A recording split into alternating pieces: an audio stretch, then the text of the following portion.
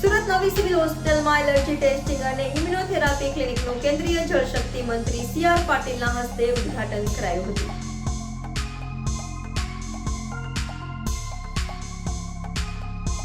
સુરતની નવી સિવિલ હોસ્પિટલમાં એલર્જી ટેસ્ટિંગ અને ઇમ્યુનોથેરાપી ક્લિનિકનું કેન્દ્રીય જળશક્તિ મંત્રી અને સુરત નવસારીના સાંસદ તથા ગુજરાત ભાજપ પ્રમુખ સી.આર. પાટીલના હસ્તે ઉદ્ઘાટન કરાયું છે.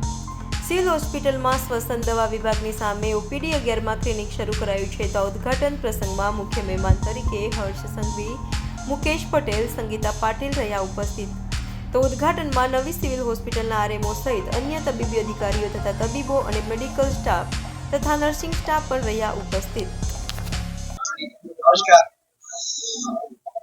સુરત સિવિલ હોસ્પિટલની અંદર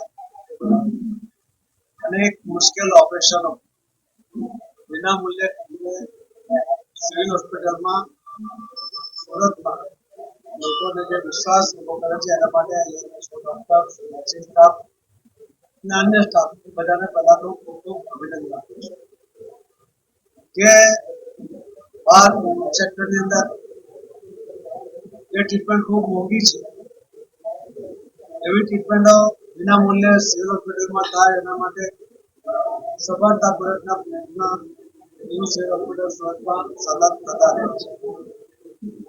આજે એક એલર્જી એક સામાન્ય રીતે ઘણા મોટા પ્રમાણમાં આપણને જોવા મળે છે, પરંતુ ઘણીવાર એલર્જી હોય છે પણ એની ટ્રીટમેન્ટ ખબર નથી.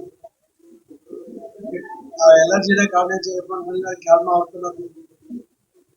ત્યારે સિવિલ હોસ્પિટલે આજે પહેલ કરી આવા એલર્જીના નિદાન માટે ટ્રીટમેન્ટ માટે અમે આજે સિવિલ હોસ્પિટલની અંદર આ વિભાગ ચાલુ કર્યો છે.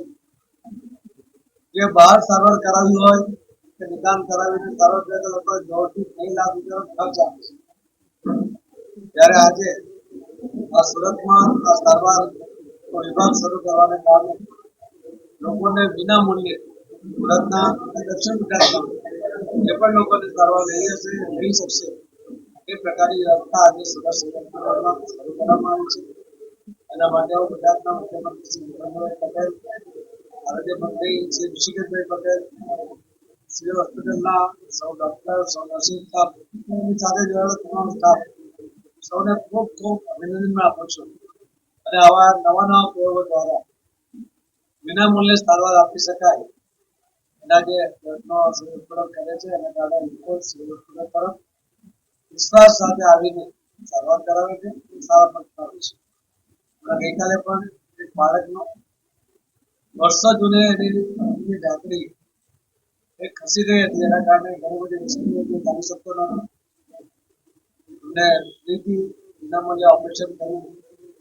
સિવિલ હોસ્પિટલમાં સફળતાપૂર્વક જે ઓપરેશન કર્યું છે જે બહાર કદાચ 4-5 લાખ રૂપિયામાં થઈ શકે એવી શક્યતા હતી. એ વિના મૂલ્યે કરીને એમને બાળકને નવજીવન આપ્યું.